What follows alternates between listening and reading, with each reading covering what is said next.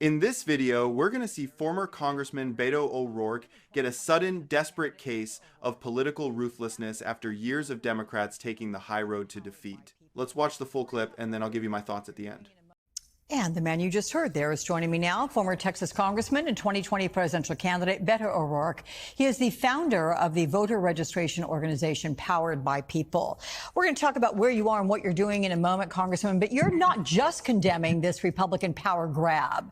You're also telling Democrats to be ruthless and blue states like California, Illinois, and New York to carve out extra congressional districts ahead of the midterms.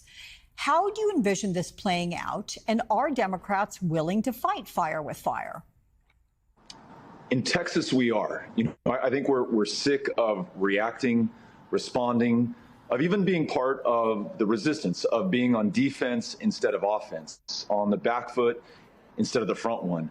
And so we've got to take the fight to them. Here in Texas, that means supporting the Democratic legislators who might leave the state to deny their Republican colleagues a quorum in order to redraw these maps and steal these 5 congressional seats. But as you just alluded to, there are Democrats who control the legislatures in states across this country, and they can redraw their congressional districts, and they can do it first, seize the initiative, before Republicans in Texas have a chance to act. So instead of awaiting the other side to punch us in the face, we throw that punch first, and we throw it harder. I think Democrats have to get off of just being overly concerned about being right more than they care about being in power, and get back to caring about being in power so that we can use it to set this country right and help those people who are being hurt right now by Donald Trump. Thing is, you are taking this fight national. You've been holding rallies, about a dozen or so in just the past 30 days. The fact is, you're in Pearland, Texas right now, that is just outside of Harris County, which is a very, very red county. And you're expecting, 600 people or so to show up at your next rally. You are not just warning about what's happening in Texas. Why do you say, though, that Democrats need to care more about being in power than being right? What is the party doing wrong? I think the party, and look, not the people on the ground, not the activists, not the precinct chairs, not a lot of these great Democrats who are leading right now around the country, but the party as a whole for far too long has assumed that the courts, the Voting Rights Act, the norms that have made this the greatest country on the face of the planet over these 249 years are somehow going to hold. If nothing else, over the last 6 months, Donald Trump has blown all of that up. He's defied the co-equal federal courts. He has dismembered congressional chartered agencies and departments. He's colluded with corrupt public officials. And he's going to destroy what Lincoln called the last best hope of Earth unless we do all that we can right now. So, Alex, if he steals these 5 congressional seats, he might be able to hold the Republican majority in the House. That means there's no check on his lawlessness, no accountability for his crimes and his corruptions. And it is more likely than not that a Republican majority Congress will roll out the royal red carpet for a Trump third term. It's something that he's promised us he will do. His supporters want him to do it. And we saw what he did at the end of his first term when he incited violence and an insurrection to try to hold on to power illegally. So, we can either wait and watch and wonder and hope and pray, or we can take action and take the fight to them right now, everywhere, every county of Texas, including Brazoria, where we are today, and every state in the union. I think it was Jasmine Crockett we heard preceding that soundbite from you, suggesting that they break quorum, that Texas Democrats do that, get out, potentially leave the state. To what effect? What do you hope happens by doing that? And is that the only option?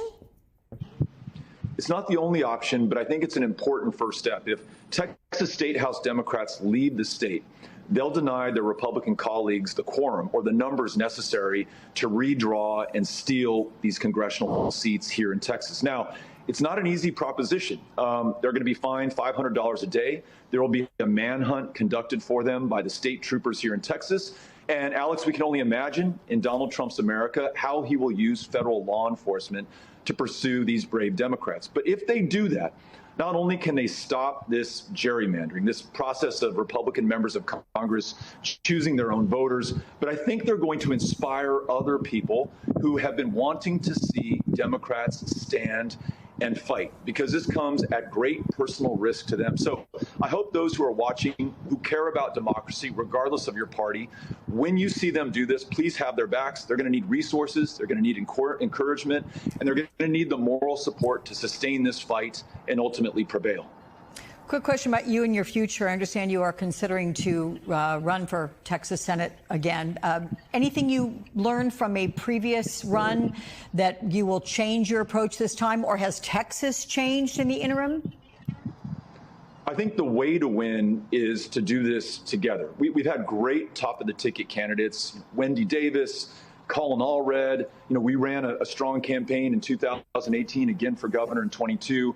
But I think you need a full complement at the top of the ticket, strong candidates who can raise money, who can inspire voters. But then down ticket, you need every state house, every congressional district contested. If we do that, we'll create a power far greater than the sum of its parts or its candidates.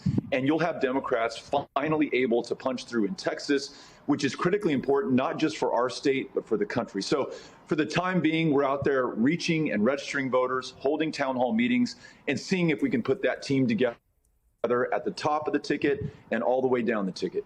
Okay, former Texas Congressman and maybe running for Senate, Beto O'Rourke. Thank you so very much for your time. Appreciate that.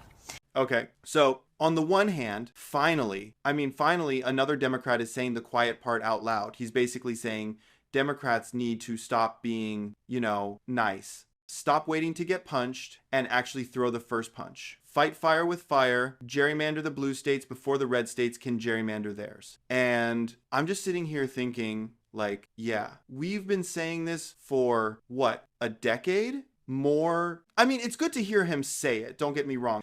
But there's this part of my brain that's just screaming, where was this energy in 2018? Where was it in 2020? He says, the party has been overly concerned about being right more than they care about being in power.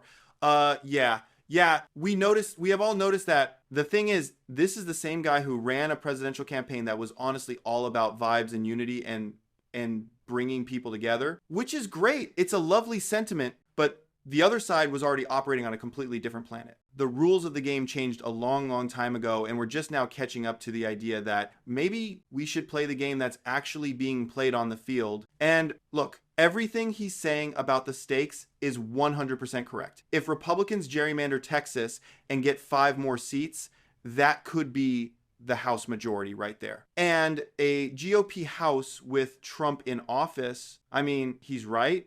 No check, no accountability. He uses the phrase, roll out the red carpet for a Trump third term. And that's not hyperbole. That's just reading the room. It's exactly what they would do. The part that just gets me is how insane this all island, the solution is for Texas Democrats to literally flee the state. And he's talking about them being fined $500 a day, hunted by state troopers, maybe even federal agents, and that we should all chip in to support them.